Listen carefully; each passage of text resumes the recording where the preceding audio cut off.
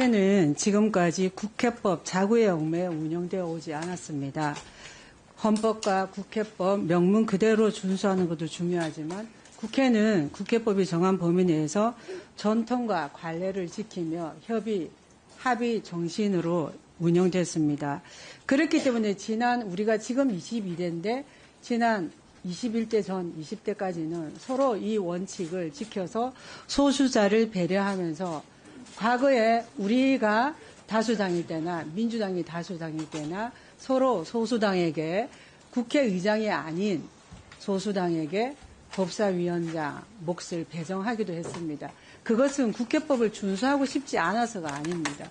국회법을 준수하지만 그러나 국회가 국회 운영에 있어서 정부를 견제하면서도 함께 국민을 위해서 특히 우리 보건복지위는 우리 국민을 위해서 국민민복 더 구체적으로는 국민의 생명과 건강 정진, 사회적 약자 보호를 위한 이런 대의에 공감했기 때문이라고 저는 생각합니다.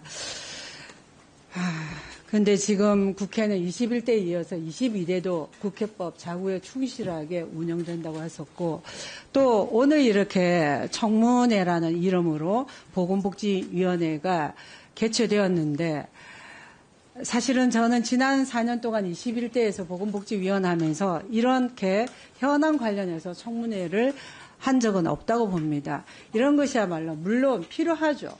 상당히 필요합니다. 지금 의료 현장에 여러 어려움이 있고 또 의료진들의 어려움도 있고 특히 우리 국민들이 불안감도 없지 않기 때문에 필요합니다. 그러나 제가 우리 국회의 협치의 정신, 배려의 정신을 좀 존중해 주셨으면 해서 어제 위원장님을 찾아뵙고 오늘 일정만이라도 좀 변경을 해 주시기를 그리고 국회법에 따라서 의사 일정은 여야 간사의 협의에 의하는 그걸 좀 해 주셨으면 하고 바랬는데 물론 이미 전부 의결을 거쳤고 또 증인 참고인에게 통지 절차를 거쳐서 이걸 변경하기 어렵다는 그 취지의 말씀도 충분히 이해하지만 그러나 그것은 조금만 노력하면 할 수 있지 않았나 하는 생각이 듭니다. 그래서 참 이 소수자의 입장은 참 어렵습니다. 우리 국회 특히 보건복지위원회는 아까 우리 김혜지 의원님 말씀하셨지만 소수자의 목소리를 내고 이 목소리가 우리 다수지만 그 목소리를 헤아려서 우리가 입법과 정책으로 만들어내는 게 우리 보건복지위의 역할입니다. 그래서 아무쪼록 향후에 보건복지위에서만이라도 좀 배려하고 존중했으면 좋겠고 특히나 여기에서 나오는 발언들도 위원장님, 그 상임위 운영에 있어서 배려도 중요하고 존중도 중요하다고 생각을 합니다. 다만 그것은 기본을 지킬 때 이루어질 수 있는 일이라는 말씀드리고요. 그리고 국회법 관련해서 물론 국회가 전통, 관례 이렇게 하면서 많은 유연성을 가져왔죠. 다만 그 유연성 또한 국민적인 공감이 있을 때 힘을 발휘할 수 있다는 생각을 합니다. 의사 진행 발언은 정말로 의사 진행 관련된 발언으로 이루어졌으면 한다는 말씀 위원장님께 다시 한번 말씀드립니다. 국회가 25일 만에 제대로 돌아가려고 겨우 이제 원구성이 끝났습니다.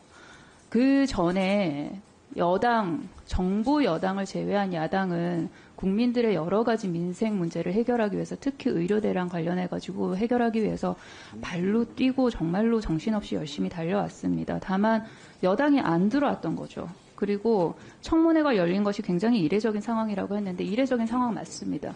그런데 보건복지위 이외에 다른 상임위들도 청문회가 많이 열리고 있죠. 그렇다면은 이 청문회가 열리게 된 그런 이유와 배경, 이례적인 윤석열 정권에 대해서 한 번 좀 반추를 해주셨으면 한다는 말씀드리고요. 그리고 이거는 조금 다른 이야기긴 한데 그 국가가 존재하는 굉장히 중요한 이유 중에 하나가 그 사회적 약자, 소수자의 인권 기본권을 보호하기 위한 것이죠. 이 사회적 약자 그리고 또 가끔 우리가 또 다르게는 소수자라고 표현하는데요. 이것과 그리고 선거에서 심판을 받은 결과로 받아든 숫자가 적은 것, 이 단어는 혼동해서 사용하지 않았으면 좋겠다는 말씀드립니다. 자료 관련해가지고 자료 요구 관련해서 말씀드리겠습니다.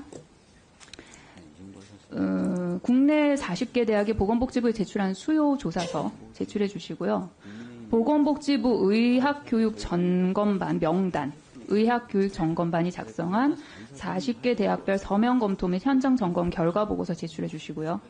보건복지부가 의대 정원 2,000명 증원에 대해서 대통령실, 국무조정실 보고한 날짜, 기획재정부에 예산 협의한 내역 제출해 주십시오. 국회 증언 감정법 제4조 관련해서 말씀드리겠습니다. 군사, 외교, 대북관계, 국가기밀 관한 사항으로서 그 발표로 말미암아 국가 안위에 중대한 영향을 미치는 경우가 아닌 이상 자료 제출하도록 정하고 있습니다. 이상입니다.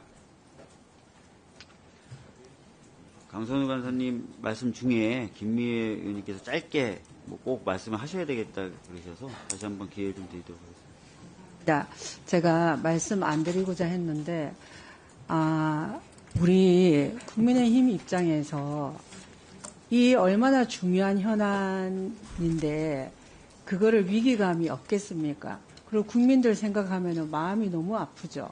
그리고 어떻게든 빨리 해결하고 싶으나 그러나 역대 우리 국회 원구성에 있어서와 지금은 너무나 비정상적이라는 데 대해서 우리는 공감을 합니다. 물론 민주당은 그게 공감하지 않겠지만 그러나 그게 역대는 기록으로 사실 남아 있습니다. 그걸 보면서 제가 우리가 그래도 조금이라도 우리 보건복지만큼은 유연성을 발휘해 주십사 했고 이 청문회를 보이콧하기 힘들죠. 어제 우리는 원구성이 우리 당으로서는 겨우 된 측면인데 그래서 오늘 보시다시피 못 오신 분도 계십니다. 이러한 상황에서 이 중요한 현안에 대해서 가급적이면 야당 간사로서는 우리의 국민의힘 의원들 전원이 참석한 상태에서 특히 초선 의원님들은 첫 번째 질입니다. 본회의장에 가보지도 못하고 이런 것들에 대해서 조금은 배려해 주십사 하고 오늘 이 의사일정이 양당 간의 협의 없이 이루어졌지만 그런 국회법에 따라서 의결 절차를 밟았고 아까 말씀드린 것처럼 충분히 통지 절차를 마쳤기 때문에 오늘 소중한 시간 내서 오신 증인 참고인들 이분들 사정을 배려 저는 생각을 해서 또 존중하는 거죠. 그래서 정말 마음이 힘들지만 이 자리에 왔습니다.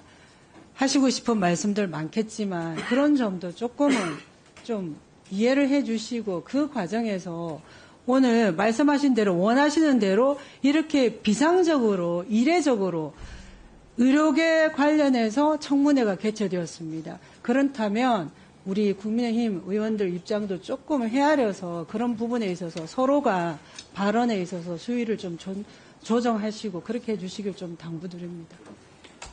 네, 어제 김미애 의원님이 저를 찾아오셔서 아주 오랜 시간 동안 여러 말씀을 주셨는데요.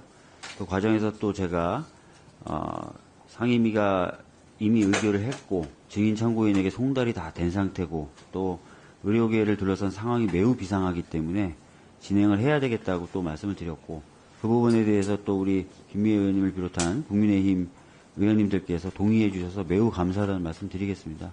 어찌됐든 오늘 청문회가 열렸고요. 이 청문회를 통해서 아까 안상훈 의원님 말씀하신 대로 여러 좋은 이야기들이 나와서 뭔가 대화의 물꼬도 터지고 해결의 실마리도 또 찾을 수 있었으면 좋겠습니다. 다 같이 한번 힘을 모아서 오늘 청문회 잘 좀 진행해 봤으면 좋겠습니다. 네.